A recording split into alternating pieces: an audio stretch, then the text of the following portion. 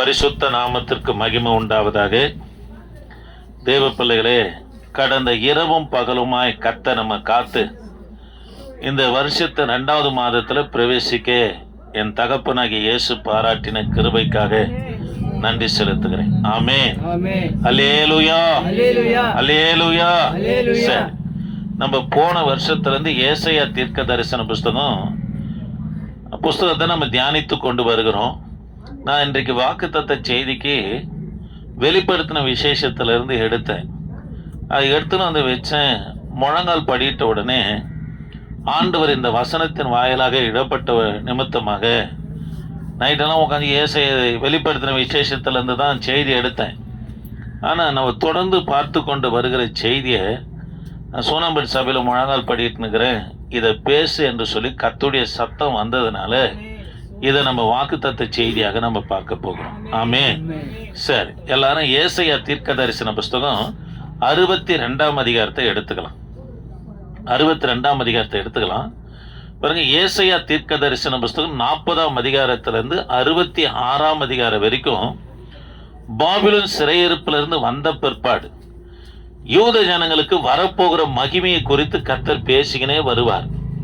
Babylon சிறையிருப்பிலிருந்து விடுதலையாக்கப்பட்டு வந்த உடனே யூத ஜனங்களுடைய அடுத்த நிகழ்ச்சி என்னவாய் காணப்பட்டனா, ஏசாயா தீர்க்கதரிசி மூலமாய் சொல்லப்பட்ட வாக்குத்தத்தம் நிறைவேறணும். ஏசாயா தீர்க்கதரிசி மூலமா என்ன வாக்குத்தத்தம் சொல்லப்பட்டதுன்னா, ஒரு கன்னிகை கர்ப்பவதியாகி ஒரு குமாரனை பெறுவா, அவருக்கு இமானுவேல் என்று பெயரிடுவாயாக சொல்லப்பட்டிருக்குது. அது மாத்திரமல்ல, ஏசாயா 9:6 அவருடைய நாம அதிசயமானது, ஆலோசனை கர்த்தர், நித்திய பிதா, சமாதான பிரபல் எல்லாம் இயேசு கிறிஸ்து குறித்து தீர்க்க தரிசனமா ஏசாயா அநேக காரியங்கள் சொல்லியிருந்தார். அப்போ பாபிலோன் சிறையிருப்புல இருந்து வந்து யூதயாவில் குடியேறின உடனே யூதோடைய ஜனம் என்ன அதை எதிர்பார்ப்பா இருந்ததுன்னா, நிகழ்ச்சியாக காணப்படனா கிறிஸ்துவுடைய பிறப்பை நம்ம எதிர்பார்த்தாங்க. இதனால அநேக யூத பெண்கள் தங்கள் கன்னித்தன்மையை காத்துக்கின்னு 60 வயது வரைக்கும் பாருங்க கிறிஸ்து தான் வயிற்றில் பிறக்க வேண்டும் என்று நம்ம காணப்பட்டாங்க. ஆமென். கவனிக்கலாம். ஆகவே தான் 40ஆம் அதிகாரத்தில் யோவான்ஸ்தானுடைய வருகையும் கிறிஸ்துவின் பிறப்பு குறித்து தீர்க்க தரிசனமாய் சொல்லப்பட்டிருக்கிறது. ஆக 40ஆம் அதிகாரத்திலிருந்து 66ஆம் அதிகாரம் வரைக்கும் பாபிலோன் சிறையிருப்பிலிருந்து வந்த பிற்பாடு இவங்களுக்கு சொல்லப்பட்ட, அதாவது இவங்களுக்கு உண்டாக்கப்படுகிற வரப்போகிற மகிமை குறித்து நம்ம சொல்லிக்கினே கர்த்தர் வருவார். அதுல ஒரு வசனம் ஏசாயா 61:9 நீங்க வாசித்து பார்ப்பனா, அவர்களை உங்களை பார்க்கிற யாவரும் இவர்கள் கர்த்தரால் ஆஸ்வதிக்கப்பட்ட சந்ததி என்று அறிந்து கொள்வார்கள் என்று சொல்றார். பாருங்க, உங்களை பார்க்கிற யாவரும், அதாவது பாபிலோன் சிறையிருப்புல இருந்து வராங்க. 70 வருஷமா தேவாலயம் இல்லை, மண்மோடா இருக்குது, வீடு வாசல் எரிக்கப்பட்டு இருக்குது. கேட்பாரற்று இருந்த எருசலேமின் நகரம் இப்ப பாத்தீங்கன்னா தோட்டம் துறவும் தேவாலயம் வீடும் மாளிகை ஆகுது. பார்க்கிற ஜனங்கள் எல்லாம் சொல்றாங்க, இவங்க கர்த்தரால் ஆஸ்வதிக்கப்பட்ட சந்ததி என்று சொல்வார்கள் என்று சொல்றார். ஆகவேதான் உங்களுக்கு சொன்னேன், 40ஆம் அதிகாரத்திலிருந்து 66ஆம் அதிகாரம் வரைக்கும் என்ன சொல்றாருன்னா, பாபிலோன் சிறையிருப்புல இருந்து வந்த பிற்பாடு இவங்களுக்கு வரப்போகிற மகிமை குறித்து கர்த்தர் பேசினே வருது. ஒரு காரியம் என்னன்னா, உங்களை ஆசீர்வதிக்கிற ஆசீர்வாதமானது அக்கம் பக்கத்தில் இருக்கிற புறஜாதிங்க என்ன சொல்லுவாங்கன்னா, இவங்க கர்த்தரால் ஆஸ்வதிக்கப்பட்ட சந்ததி. ஒருடைய வாழ்க்கை மாறணும், நம்முடைய நிலம் மாறணும்னா புறஜாதி பார்க்குற மாதிரி தான் கர்த்தரை ஆஸ்வதிப்பார். ஆமே. சரி, நம்ம 62ஆம் அதிகாரத்திலிருந்து நம்ம பார்க்க போகிறோம். கவனிக்கலாம். முதல் வசனத்தை பாருங்க. சியோனி நிமித்தமும் எருசலேம் நிமித்தம் நான் மௌனமா இராமலோ என்று சொல்லப்பட்டிருக்கிறது. தேவ பிள்ளைகளே பாருங்க, எருசலேம் நிமித்தம் சியோனி நிமித்தம் சொல்லப்பட்டிருக்கு. இந்த வார்த்தை உன்னத பாட்டு 3:11 வாசித்து பாருங்கன்னா சியோன் குமாரத்திகளேன்னு சொல்லப்பட்டிருக்கும். அதே உன்னத பாட்டு 8:4 நீங்க வாசித்து பார்ப்போம்னா எருசலேமின் குமாரத்தியம் என்று அழைக்கப்படும். எருசலேமின் குமாரத்தின்னா என்ன, சியோன் குமாரத்தின்னா என்ன என்று நம்ம பார்க்கலாம். நான் இப்படி இருந்தாலும் கூட இனி நான் மௌனமா இருக்க மாட்டேன். காரணம் என்னன்னா, நீங்க சிறையிருப்புல இருந்த நாட்கள் போதும், நீங்க பட்ட உபத்திரவங்கள் போதும், நீங்க கண்ட அதாவது காட்சிகள் எல்லாம் போதும், இனி நான் உங்களுக்காக மௌனமா இருக்க மாட்டேன்னு சொல்லி 2 வார்த்தையை கர்த்தர் பயன்படுத்துகிறார். என்ன வார்த்தைனா, எருசலேமின் குமாரத்தி, சீயோன் குமாரத்தி என்று சொல்லுகிறார். ஏன் எருசலேமின் குமாரத்தி, சீயோன் குமாரத்தி என்று சொல்லுகிறார்னா, எருசலேமின் குமாரத்தின்னு சொன்னா அறவேக்காட்டு விசுவாசி அப்படின்னா ஆவிக்குரிய காரியத்துல அரைகுறையா இருப்பாங்க. இவர்களை தான் எருசலேமின் குமாரத்தி என்று நம்ம அழைக்கப்படுகிறது. திரும்ப சொல்லட்டுங்களா? அல்லேலூயா. பாருங்க, அரைகுறை விசுவாசியா இருந்தாலும் கூட, கர்த்தர் அரைகுறையா தேடினவர்களாக இருந்தாலும் கூட, நீங்க பட்ட பாடுகள் எல்லாம் போதும், இனி உங்களுக்காக நான் அமர்ந்திருக்க மாட்டேன் என்று சொல்றார். அது மாத்திரமல்ல, சீயோன் குமாரத்தி என்று சொன்னா கர்த்தருடைய வருகைக்காக ஆயத்தமா இருக்கிற, அதாவது ஆவிக்குரிய காரியத்துல முழுமையா இருக்கிற விசுவாசியத்தான் சீயோன் குமாரத்தி என்று கர்த்தர் சொல்லுகிறார். ஆமென். அரகுற விசுவாசியா இருந்தாலும் சரி, முழு விசுவாசியா இருந்தாலும் சரி, அர்ப்பணிக்கப்பட்டு முழுவதுமா கர்த்தரை தேடுகிற சீயோன் குமாரத்தியா இருந்தாலும், இனி நான் எப்படி இருக்க மாட்டேன் என்று சொல்றேன்னா, மௌனமா இருக்க மாட்டேன் என்று சொல்றார். அல்லேலூயா, அல்லேலூயா. அப்ப பாபிலோன் சிறையிருப்புல இருந்து வந்த பிற்பாடு இனி நான் பொறுமையா இருக்க மாட்டேன், உங்களுக்காக வைராக்கியமா இருப்பேன் என்று சொல்றார். ஆக இந்த மாதத்துடைய வாக்கு தத்தத்தின் முதலாவது காரியம்னா, தேவ பிள்ளைகளை, ஆண்டவர் நமக்காக எப்படி செயல்படுவார்னா வைராக்கியமா செயல்படுவார். என் பிள்ளை, என் ஊழியக்காரன், என் நாமத்தை அறிந்திருக்கிறவன், வாரந்தோறும் என்னை ஆராதிக்கிறவன், என் சுவிசேஷத்தை அறிவிக்கிறவன் என்று சொல்லி உங்களுக்காக இனி மௌனமாயிராம என் தகப்பை எப்படி இருப்பார்னா வைராக்கியமா இருப்பார். அல்லேலூயா. இரண்டாவது காரியம், சகல ராஜாக்களும் உன் மகிமையை காண்பார்கள் என்று சொல்றார். அப்படின்னா எருசலேம்ல இருந்து வந்த பிற்பாடு கவனிக்கலாம், நீங்க எருசலேம்ல இருந்து வந்த பிற்பாடு இனி ஒரு அடிமை நுகத்துக்கு போக மாட்டீங்க. ஏற்கனவே இவங்க எங்க போனாங்க? எகிப்துல போயிட்டு 430 வருஷம் இருந்தாங்க. பாபிலோனுக்கு போனாங்க, 70 வருஷம் இருந்தாங்க. இப்ப சொல்றாரு, இனி எந்த அரசனாலும் நீங்க அடிமைப்படுவதில்லை, அடிமை நுகத்துக்குள்ள போக மாட்டீங்கன்னு சொல்றாரு. அதுதான் 2ஆம் வசனத்துல சொல்றாரு, சகல ராஜாக்களும் உன் மகிமையை காண்பார்கள் என்று சொல்றார். தேவ பிள்ளைகளே, இதுக்கு பிற்பாடு எந்த ராஜாக்கள் எல்லாம் உங்களை அடிமைப்படுத்த வருகிறானோ அவங்களுக்கு முன்பதாக கர்த்தர் உங்களை மகிமையா உயர்த்துவேன் என்று சொல்லுகிறார். அல்லேலூயா. கவனிக்கலாம், உங்களுக்கு உதாரணத்துக்கு ஒரு காரியத்தை சொல்றேன். மகா அலெக்சாண்டர்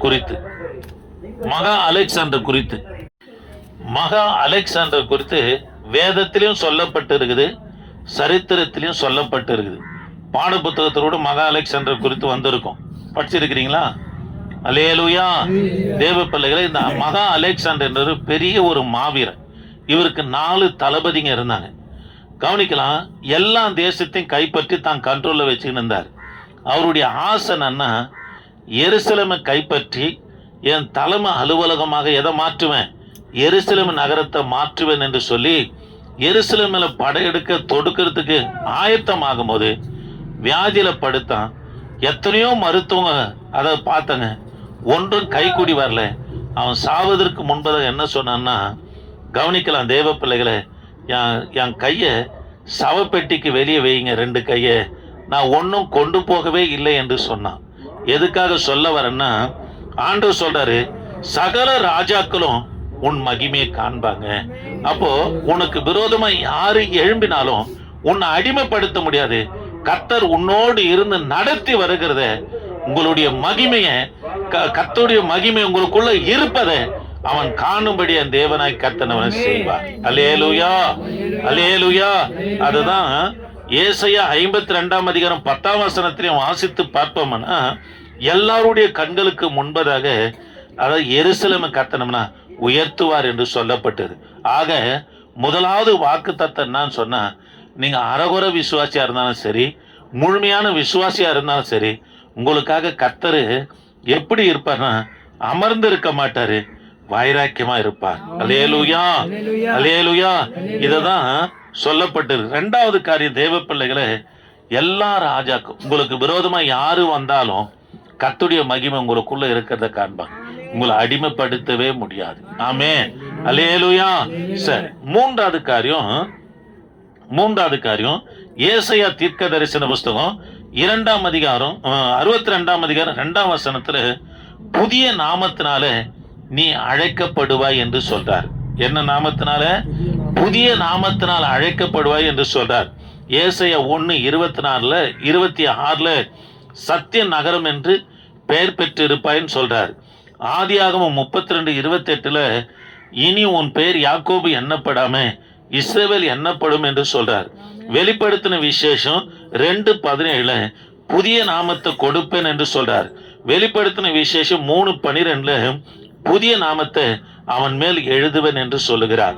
தேவ பிள்ளைகளே, மூன்றாவது வாக்கு தத்தனா, நீ புதிய நாமத்தினால அவனை அழைக்கப்படுவார். கவனிக்கலாம், நீ இனி எத்தம் கிடையாது, ஏமாற்றுகிறன் கிடையாது. அதாவது இஸ்ரவேல் என்று சொன்னா திரளான ஜாதிகளுடைய தகப்பன் என்று ஒரு புதிய நாமத்தை கர்த்தர் இந்த மாதத்துல நமக்கு தருவார். அல்லேலூயா. சரி, கவனிக்கலாம். பிற்பாடு 4வது ஆசீர்வாதம் என்னன்னா 62ஆம் அதிகாரம், ஏசாயா 62ஆம் அதிகாரம் 3ஆம் வசனத்துல கர்த்தருடைய கையில அலங்காரமான கிரீடமும் உன் தேவனாகி கர்த்தருடைய கருத்துல ராஜரீகமான முடியுமாய் இருப்பாய் என்று கர்த்தர் சொல்லுகிறார். அல்லேலூயா. இதனுடைய பொருளும் எனக்கு அன்பான கர்த்தருடைய பிள்ளைகளை, எல்லாருக்கும் முன்பதாகவும் கர்த்தர் உன்னை உயர்த்தியே வச்சுக்கிட்டு. ஆமாங்க, போன மாதத்துல உன்னை ஏளனமா பார்த்து இருக்கலாம், சிரிச்சிருக்கலாம், போகும்போது தலையை தூக்கி கூட எதனா பேசி இருக்கலாம். ஆனா ஆண்டவர் சொல்றாரு, அவங்க எல்லாருடைய கண்களுக்கு முன்பதாக கர்த்தர் உங்களை உயர்த்தி தான், அல்லேலூயா, கர்த்தர் உயர்த்தி தான் வைப்பார். சரி, கவனிக்கலாம். இப்போ 4ஆம் வசனத்துக்கு போலாம்.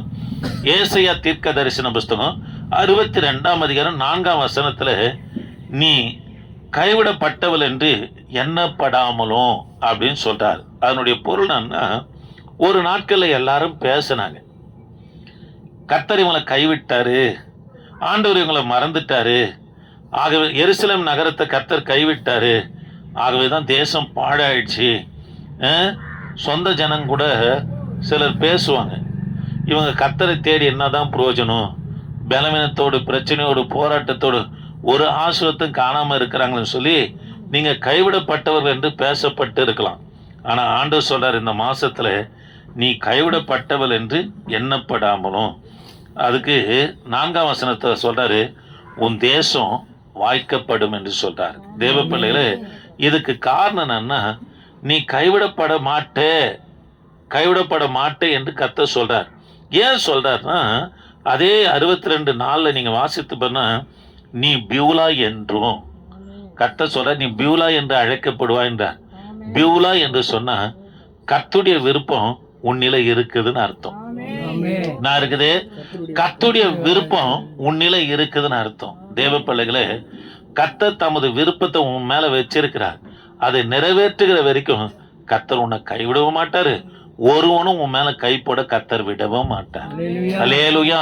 ஆகவேதான் சொல்றாரு, இனி நீ இனி கைவிடப்பட்டவள் என்று எண்ணப்படாமலும்.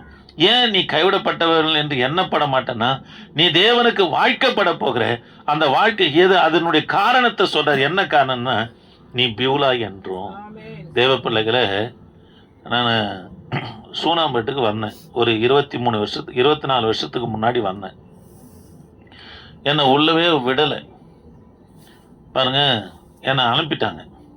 சிலர் என்னை கழுத்து மேலே கையை வச்சுக்கிட்டு துரத்துனாங்க. போனேன், ஆண்டவரே எங்கேயே இருந்த எனக்கு சூனாம்பேட வானத்தில் எழுதி காமிச்சிங்க, நீ போ, இந்த இடத்துக்கு போ, ஊழியம் செய்யலாம் சொன்னீங்க. ஆனால் என்னை உள்ளவே அனுமதிக்கலையே, நான் எப்படிப்பா செய்வேன் என்று சொல்லி 3 நாள் உபவாசம் பண்ணேன். இது ஞாயிற்றுக்கிழமை நடக்குது, திங்கள் செவ்வாய் புதன்கிழமை 3 நாள் சென்னை மதுரவாயிலுக்கு போயிட்டேன். நான் சூனாம்பேட்டிலேருந்து 3 நாள் உபவாசம் பண்ணியிருக்கிறேன். எங்கள் சபை மதுரவாயில் இருக்குது. அப்போல்லாம் எனக்கு திருமணம் ஆகலை. சபைக்கு வெளியே தாவரம் போல் இறக்கி வச்சுருக்கோம், 10 பெஞ்சு போட்டிருக்கோம். அந்த பெஞ்சு மேலே தான் படுப்பேன். அப்போல்லாம் எனக்கு திருமணம் ஆகாத பட்சத்தில் ஒரு 20-25 வாலிபருங்க சபையில் தான் இரவில் வந்து ஜெபம் பண்ணுவோம். அப்படியே படுத்துட்டு காலையில் தங்களை சுத்திகரிச்சின்னு வேலைக்கு போயிடுவோம். அப்படி இருக்கும்போது நான் படுத்துன்னுக்கிறேன். திங்கக்கிழமை ஜெபம் பண்ணுறோம் ஒன்றும் இல்லை, செவ்வாய்க்கிழமை ஜெபம் பண்ணுறோம் ஒன்றும் இல்லை. புதன்கிழமை காலையில் கர்த்தர் வானத்தில் வசனத்தை காண்பித்தார். நான் உன்னோடு இருந்து நீ போகும் இடமெல்லாம் உன்னை காத்து நான் சொன்னதை செய்யும் அளவு உன்னை கைவிட மாட்டேன் என்று காண்பித்தார். தேவ பிள்ளைகளை என்ன கர்த்தர் எனக்கு சொன்னார்னா, நான் இயேசுவை ஏற்றுக்கொண்ட 3வது வாரத்திலே சூனாம்பேட்டில் என்னை நிற்க வச்சு, இவைகளெல்லாம் நீ ஆதாயப்படுத்துவ, அறுவடை செய்வ, எங்கப்பான்னு கேட்டவுடனே கர்த்தர் சூனாம்பேடு என்று சொல்லி எழுதி காண்பித்தார். அதே போல நான் வந்து பார்க்குறேன், ஒரு பழைய மரத்தில் சூனாம்பேடு என்று எழுதப்பட்டு இருந்தது. தேவ பிள்ளையில அதுக்கு பிற்பாடு இங்கே வந்தேன். அந்த அந்த தரிசனத்தை பெற்றுக்கின்னு வந்தேன். 30 கத்தி எடுத்துன்னு வந்து என் கயத்தில் வச்சாங்க. ஆனாலும் கூட இன்னார வரைக்கும் கர்த்தர் என்னை காத்து கொண்டு வர்றார். காரணம் என்னன்னா, தேவனுடைய விருப்பம் உன்னில இருக்கிற வரைக்கும் ஒருவனும் உன்னை தொடவே முடியாது. அதான் சொல்றேன், நீ கைவிடப்பட்டவள் என்று எண்ணப்படாம இருப்ப. காரணம் என்னன்னா, உன் தேசம் வாய்க்கப்படும். அதுக்கு காரணத்தை சொல்றாரு. நீ யாரு? பியூலா என்று சொல்றார். தேவ பிள்ளைகளே, நம் மேல கர்த்தர் தமது விருப்பத்தை வைத்திருக்கிறார். அந்த விருப்பத்தை நிச்சயமா தேவனாகிய கர்த்தர் நிறைவேற்றுவார். அதுக்கு ஆண்டோடைய பிள்ளைங்க ஜபத்தோடு இருக்கணும். கர்த்தர் இப்பேற்பட்ட விருப்பத்தை என் மேல வச்சிருக்கிறாரே, தரிசனத்தை வச்சிருக்கிறான்னு சொல்லி உலகத்துக்கு விலகி, பாவத்துக்கு விலகி உன்னை பயபக்தியோடு காத்துக்கொள்வாயனா, கர்த்தர் தமது விருப்பத்தை நம்பினா உன்னில நிறைவேற்றுவார். ஆமே. 2வது தேவ பிள்ளைகளை, பியூலா என்று சொல்ல, உன் தேசம் பியூலா எண்ணப்படும் என்று சொல்ல. பியூலா என்று சொன்னா தேவன் உன்னை மணமகள் ஆக்கி கொள்வார் என்று அர்த்தம். நம்ம மணவாட்டி, மணவனாகிய இயேசு கிறிஸ்து நம்மளை ஒரு நாளைக்கு மனம் முடிக்க போகிறார். ஆமே. அதனால தேவ பிள்ளைகளை, ஆண்டவர் ஒருபோதும் நம்மளை என்ன பண்ண மாட்டார்னா கைவிடவே மாட்டார். அப்போ இந்த மாதத்துடைய வாக்கு தத்தனா, சியோனி நிமித்தமும் எருசலேம் நிமித்தமும் நான் மௌனமாக இராமலும் அப்படின்னா, நமக்காக கர்த்தர் இந்த மாதத்துல வைராக்கியமா காணப்படுவார். 2வது தேவ பிள்ளைகளை, சகல ராஜாக்களும் 2வது காரியம் கவனிங்க, அமராமலும் இருப்பேன்னு சொல்லி 62:1 சொல்றாரு. அமராமலும் இருப்பேன்னு சொன்னா நமக்காக கர்த்தர் இந்த மாதத்துல வேகமா செயல்படுவார். ஆமாங்க, சில காரியத்துல கர்த்தர் பொறுமையா கூட இருந்திருக்கலாம். இந்த மாதத்துல நீங்க ஜெபிக்கிறதெல்லாம் உங்க கையில வேகமாய் வரும்படி கர்த்தர் செய்வார். 3வது காரியம், சகல ராஜாக்களும் உன் மகிமையை காண்பாங்க. 4வது, புதிய நாமத்தினாலே நீ அழைக்கப்படுவார். 5வது, அவருடைய கையில அலங்காரமான கிரீடமும் உன் தேவனுடைய கரத்துல ராஜரீகம் முடியுமாய் இருப்பாய் என்று சொல்றார். 6வது காரியம், நீ கைவிடப்படாமலும் இருப்பேன்னு சொல்றார். காரணம் என்னன்னா, நீ கர்த்தருடைய விருப்பம் உனக்குள்ள இருக்குது. அவருடைய விருப்பம் உன்னில நிறைவேற வரைக்கும் உன்னை கைவிட மாட்டாரு. சத்ருவனத்தோட ஆண்டவர் விடவே மாட்டார். 7வது காரியம், தேவ பிள்ளையே, நீங்களும் நானும் தேவனுக்கு மனவாளியா இருக்கணும். உன்னை அலங்கரித்து பாப்பார தவிர உன்னை வெக்கப்பட கர்த்தர் விடவே மாட்டார். இதுதான் நம்முடைய ஆண்டோடைய காரியம். ஆமே. அல்லேலூயா, அல்லேலூயா. சரி, கவனிக்கலாம். திருவிருந்து இருக்குது. ஒரு 3 காரியத்தை உங்களுக்கு வேகமா பார்த்து நான் முடிக்கிறேன். வாழ்க்கை என்ற தலைப்பை போட்டுக்கலாம். வாழ்க்கை என்ற ஒரு தலைப்பு போட்டுக்கலாம். 1வது காரியம், நீ வாழ்க்கப்படும் போது உனக்கு இருந்த தேசத்தை, உனக்கு இருந்த நேசத்தை நினைத்திருக்கிறேன் என்று கர்த்தர் சொல்றார். நீ வாழ்க்கப்பட்ட போது உனக்கு இருந்த நேசத்தை நான் நினைத்திருக்கிறேன் என்று எரேமியா தீர்க்க தரிசன புத்தகம் 2ஆம் அதிகாரம் 2ஆம் வசனத்தை சொல்றாரு.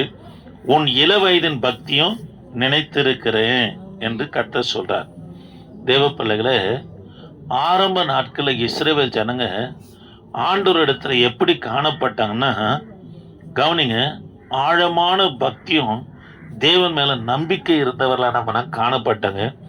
விதைக்கப்படாத தேசத்துல அப்படின்னு சொல்லப்பட்டு, அப்படின்னா தேவ பிள்ளைகள் 40 வருஷம், அதாவது கானான், எகிப்திலிருந்து கானானுக்கு வந்தாங்க. எல்லாரும் ஆண்டவரை முறுமுறுக்கல, ஒரு சிலர் தான் முறுமுறுத்தாங்க. ஆனா அந்த ஆரம்ப கால பக்தி, அந்த இளவயதின் பக்தி கர்த்தர் நினைக்கிறேன்னு சொல்றார். அதனால நீ வாழ்க்கப்பட்ட போது உனக்கு இருந்த நேசத்தை நான் நினைக்கிறேன். அல்லேலூயா. அப்போ உங்களுக்கு ஒரு காரணத்தை சொல்றேன்னு, திருமணம் ஆன உடனே கணவன் மனைவி பார்த்தீங்கன்னா ரொம்ப நேசமா இருப்பாங்க. அந்த நேசம் கர்த்தருடைய பிள்ளைகளுக்குள்ள அது காலம் முடிகிற வரைக்கும் அவங்களுக்குள்ள என்ன பண்ணால் அந்த நேசம் இருந்துக்கினே இருக்கணும். உதாரணத்துக்கு ஒன்று சொல்கிறேன். கணவன் மனைவி போய்க்கின்னு இருக்கிறாங்க.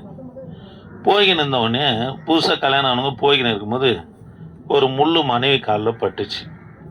பட்டோடனே எங்க முள்ளு குத்திடுச்சின்னு சொன்னோடனே போயிட்டு இருந்த ஐயா என்ன பண்ணார், முள்ளை எடுத்து போட்டு, முள்ளை என்னான்னு தெரியுமா திட்டினாரு, சனியனே உனக்கு வேறு இடம் தெரியலையா, என் மனைவியுடைய கால் தான் கிடச்சிதான்னு சொல்லி முள்ளுக்கு என்ன பேர் வைக்கிறாரு, சனியனன் பேர் வச்சு தூக்கி போட்டார். இது 5 வருஷம் கழிச்சு போகிறாங்க, திரும்ப காலில் முள்ளு குத்திடுச்சு. இப்போ சொல்கிறாரு, எங்க முள்ளு குத்திச்சுங்க, ஏய் சனியனை முள் இருக்குத பார்த்து வருத்தனை.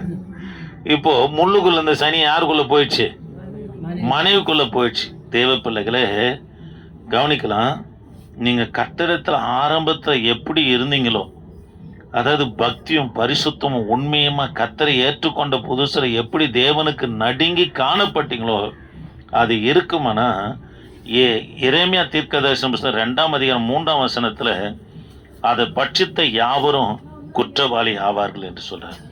ஆரம்ப காலத்தில் இருந்த பக்தி பரிசுத்தம் உண்மை உங்களுக்குள்ள இருக்குமானா உங்களை பகைக்கிற யாவரையும் கர்த்தர் குற்றவாளியா தீர்ப்பார். ஏன்னா உங்களுக்கு விரோதமா 1008 காரியம் பேசட்டுங்க, நீங்க செய்யாத கூட செஞ்சுதான் பேசட்டுங்க, நீங்க ஆரம்ப காலத்துல இருக்கிற அந்த பக்தி அந்த பரிசுத்தம் உங்களுக்குள்ள இருக்குமானா அவனை எல்லாருக்கும் முன்பாக கர்த்தர் குற்றவாளியாக தீர்ப்பார். அதனால ஆரம்ப கால பக்தியை கர்த்தர் விரும்புகிறார். அந்த ஆரம்ப கால பக்தி அந்த அந்த ஓட்டம் அந்த அர்ப்பணிப்பு இருந்தால் தான் தேவனுக்கு நம்மளால் கீழ்ப்படிந்து நடக்க முடியும்.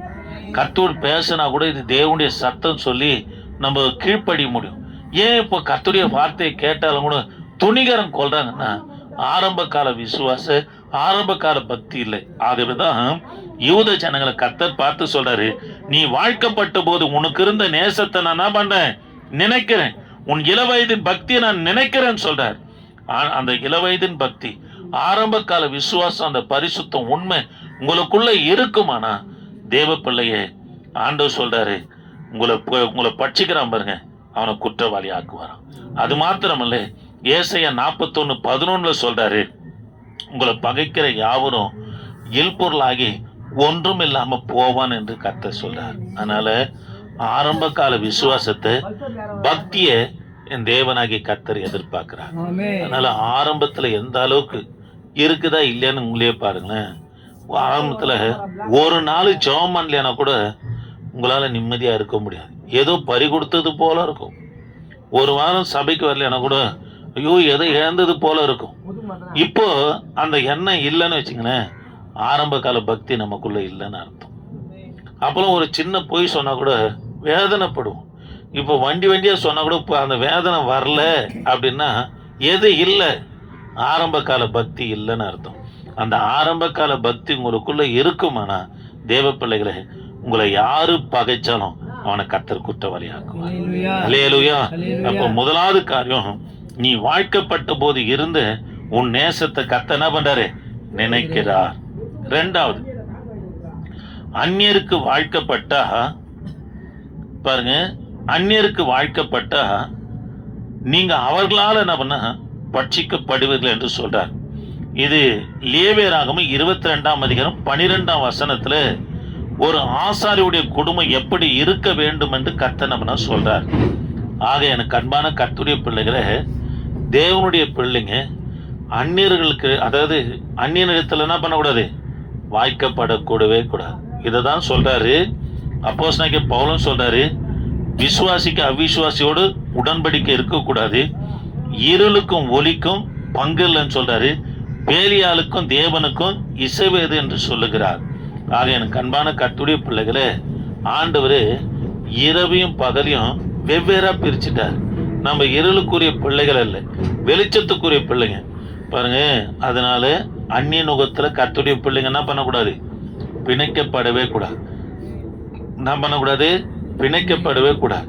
அதே போல நம்முடைய ஐக்கியெல்லாம் கர்த்தருடைய பிள்ளைகளுக்குள்ளதான் இருக்கணும். அந்நிய மனுஷாளுக்குள்ள இருக்குமானா அவங்களுடைய சுபாவத்துக்கு நேரம் அவங்களுடைய வழிபாட்டுக்கு நேரம் நம்ம கொண்டு போவாங்க. பழகலாம் கொல்லாம தவிர ஐக்கியம் மட்டும் வச்சுக்கவே கூடாது. இதை தான் சொல்றாரு.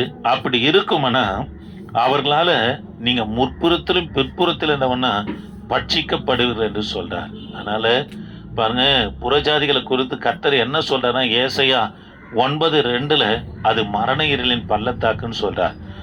காரியம் தேவ பிள்ளையே, நீ வாழ்க்கப்பட்ட போது உன்னில் இருந்த நேசத்தை நினைக்கிறாரு, நீங்க ஆரம்ப கால பக்தி உங்களுக்குள்ள இருக்குமானா உங்களை பட்சிக்க நினைக்கிறதுல கர்த்தர் குற்றவாளி ஆக்குவாரு. ஆனா ஒன்றும் இல்லாம ஆக்குவார். பல காரியங்களை குறித்து பேசியிருக்கலாம். உங்களுக்குள்ள ஆவிக்குரிய பக்தி, அந்த ஆரம்ப கால பக்தின்னு தானே சாரு பேசுனதெல்லாம் இவங்க மேல அநியாயமா சொல்லியிருக்கிற கர்த்தர் அவங்களை குற்றப்படுத்துவார். அல்லேலூயா. சரி, இரண்டாவது காரியம், அந்நியர்களுக்கு நம்ம வாழ்க்கப்படவே கூடாது. அப்படி வாழ்க்கப்பட்ட பரிசுத்தவைகளை அவங்க என்ன பண்ண புசிக்கவே கூடாது என்று என்ன பண்ண சொல்றார். அதனால தேவ பிள்ளைகளே, அந்நியர்களுக்கு வாழ்க்கப்படக்கூடவே கூடாது. சில துணிகரமாக ஞானஸ்தானம் எடுத்து பரிசுத்தாவின் பெற்று சபைக்கு போனாலும் கூட தேவன் அறியாத பிள்ளைகளை மேலே நேசம், இந்த லவ், இது மாதிரிலாம் பண்ணுறாங்க. இதெல்லாம் கர்த்தருடைய பிள்ளைகளுக்கு ஆகாதுங்க. அப்படி பண்ணோம்னா அவர்களால் நீங்கள் முற்புறத்திலும் பிற்புறத்தில் என்ன பண்ணுவீங்க, பட்சிக்கப்படுவீர்கள் என்று கர்த்தர் நம்ம சொல்கிறார். அல்லேலூயா. மூன்றாவது காரியம், அவருடைய தயவு நீடிய வாழ்வு என்று சங்கீதம் 30:5 என்ன சொல்றார். தேவ பிள்ளைகளே, அவருடைய கோபம் ஒரு நிமிஷம். தாவீது பாவம் செய்தார், 1.25 வருஷம் வியாதி படுக்கையில் படுத்துட்டார். கர்த்தருடைய வார்த்தை வெளிப்பட்டவனே மனம் திரும்பினாரு பாருங்க, கர்த்தர் தீர்க்க ஆயுசு வைத்திருந்தார். அதனால தேவ பிள்ளைகளே, அவருடைய கோபம் ஒரு நிமிஷம்தான். ஆனா மனம் திரும்பும் போது அவருடைய தயவு பாராட்டுறாரு, நீடிய வாழ்வை கர்த்தர் தருகிறார். பாருங்க, சங்கீதத்திலே நீங்க வாசித்து பண்ணா நீடித்த நாட்கள் கர்த்தருடைய வீட்டில் என்ன பண்ணுவோம்னா நிலைத்திருப்பான்னு சொல்றார். மனம் திரும்பினா தான் பரலோகம், மனம் திரும்பினா தான் கர்த்தர் நமக்கு என்ன தராரு, நீடிய வாழ்வை தருகிறார். இதை தான் ஏசாயா 54:7 நீங்க வாசித்து பார்த்தா, இமைப்பொழுது உன்னை கைவிட்டேன்றாரு. இமைப்பொழுதுன்னு சொன்னா கண்ணை மூடி திறக்கிறது தான் இமைப்பொழுது. இமைப்பொழுது யூதரில் கைவிட்டதுனால 70 வருஷம் சிறையிருப்பில் இருந்தாங்க. இப்போ ஆண்டவர் சொல்றாரு, நான் உன்னை உருக்கமான இரக்கங்களால் என்ன பண்ணுவேன், சேர்த்து கொள்வேன் என்று கர்த்தர் சொல்றார். அல்லேலூயா. சரி, ஆண்டவர் இந்த வாக்கு தத்தத்தோடு வாழ்க்கை என்ற தலைப்புல 3 காரியத்தை நம்மோடு பேசியிருக்கிறார். ஒன்று, தேவ பிள்ளைகளே, நீ வாழ்க்கப்பட்ட போது உன்னிலிருந்த நேசத்தை நினைக்கிறார். ஆரம்ப கால பக்தி உனக்கு இருந்ததுன்னா உன்னை யார் எது பேசினாலும் அவனை எல்லாருக்கும் முன்ன கர்த்தர் குற்றவாளியாக்குவார். 2வது, தேவ பிள்ளைகளே, அந்நியரோடு வாழ்க்கப்பட்ட பாருங்க, பரிசுத்தமானவர்களும் புசிக்க கூடாதுன்னு சொல்லப்பட்டு பிற்பாடு சொல்றாரு, அவர்களால முற்புறத்திலும் பிற்புறத்திலும் நீங்க என்ன பண்ணுவீங்க, பட்சிக்கப்படுவீர்கள் என்று சொல்றார். அதனால தேவனை அறியாத பிள்ளைகள் இடத்துல ஐக்கியம் இருக்கக்கூடாது. பழகலாம், கொல்லாம், நன்மை செய்யலாமே தவிர ஐக்கியம் வச்சிங்கன்னா அவங்களால உங்களுக்கு என்ன இருக்கும், வேதனை, பிரச்சனை, போராட்டம் இருந்துக்கிட்டு தான் இருக்கும். 3வது காரியம், அவருடைய தயவு நீடிய வாழ்வு. நம்ம மனம் திரும்பினா நீடிய வாழ்வுக்கான, நித்திய வாழ்வுக்கான என் தேவனாய் கர்த்தர் உதவி செய்வார். ஆமென். அல்லேலூயா. சரி, திருவிருந்துக்கு ஆயத்தமாக இருக்கிற பிள்ளைங்க திருவிருந்துக்கு முழங்கால் படிடுங்க. நம்ம ஜெபம் பண்ணி முடிக்க போகிறோம். கிருபையின் தேவனே, நாங்கள் உம்மை துதிக்கிறோம். இந்த திருவிருந்தில் பங்கெடுக்கிற ஒவ்வொரு பிள்ளைகளுக்காக ஸ்தோத்திரம். தேவரே, எங்களோடு பேசி நம்முடைய வார்த்தைகளுக்காக நன்றி செலுத்துகிறேன். வந்த ஒவ்வொரு பிள்ளைகளையும் ஆசீர்வதிங்க. இதை யூடியூப்பில் கேட்குற பிள்ளைகளையும் ஆசீர்வதிங்க ஐயா. இந்த மாதம் முழுவதுமாய் மாறாத உம்முடைய கிருபை எங்களோடு இருந்து எல்லா தேவைகளையும் சந்தித்து நேர்த்தியாய் என் தகப்பனே எங்களை வழிநடத்தும்படியாக செபிக்கிறேன். தொடர்ந்து உமது அபிஷேகம் கிருபை இந்த மாதம் முழுவதுமாய் இருந்து வழிநடத்த என் தேவன் நீங்கள் உதவி செய்யுங்க. தொடர்ந்து உமது கரை இருக்கட்டும் ஐயா, வழிநடத்துங்க, ஆசீர்வதிங்க. இயேசு நாமம் துதிக்க நல்ல பிதாவே, ஆமென். என் ஆத்துமாவே கர்த்தரை ஸ்தோத்திரி, என் மூலமே என் ஆத்துமாவே கர்த்தரை ஸ்தோத்திரி, அவர் செய்த சகல பரமவாது. ஆமென்.